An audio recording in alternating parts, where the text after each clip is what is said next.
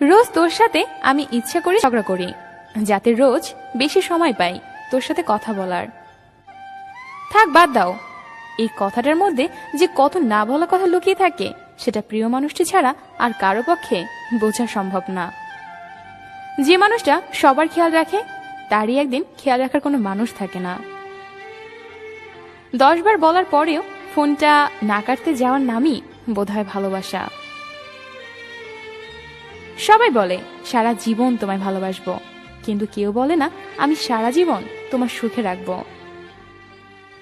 যে সত্যিকারে ভালোবেসেছে সে একবার হলেও প্রিয় মানুষটির জন্য কান্না করেছে। একটা গাছ যখন মারা যায় তখন তার সবগুলো পাতা ঝরে যায়, আর একটা মন যখন ভেঙে যায় তখন জীবনের সব আলো নিভে যায়।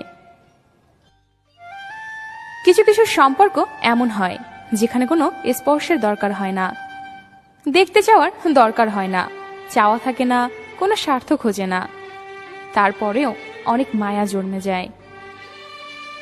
তোমাকে কখনোই ভুলতে পারবো না, কারণ তোমাকে যখনই ভুলতে চাই তখনই আর বেশি করে ভালোবেসে ফেলি। এখন মন খারাপ হলেও ভেঙে পড়ি না, বোধহয় বাঁচতে শিখে গেছি। কথায় আছে নরম মাটি বিড়ালে ভালোবাসে, তাই আপনি যত নিরীহ ও কোমল হৃদয়ের মানুষে হবেন তত অন্যেরা আপনাকে ক্ষত বিক্ষত করতে থাকবে। পুত্র সন্তান যদি একবার প্রদীপ হয় তাহলে কন্যা সন্তান 2 বংশের প্রদীপ। মানুষের সাথে যতটা ভালো ব্যবহার করবে মানুষ তোমাকে ততটাই দুর্বল ভাববে। মানুষের শরীরে সবচেয়ে সুন্দর অংশ হলো মন।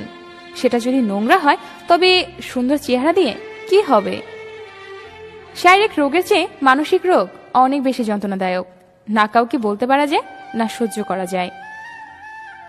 অন্যকে ছোট করে তারাই যাদের নিজেদের বড় হবার যোগ্যতা নেই। সম্পর্ক চলাকালীন নয়, সম্পর্ক ভাঙার পর বুঝবে কাকে কার কতটা প্রয়োজন ছিল।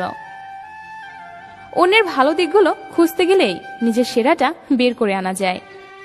চাওয়া এবং পাওয়া এর ব্যবধান এই হচ্ছে সকল অশান্তির মূল।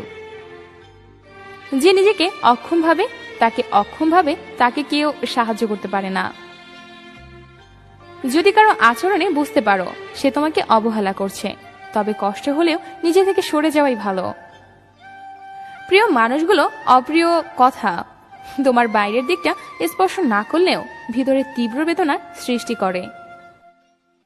যে নিজেকে চিনেছে তার সম্বন্ধে লোকের সমালোচনা কোনো ক্ষতি করতে পারে না।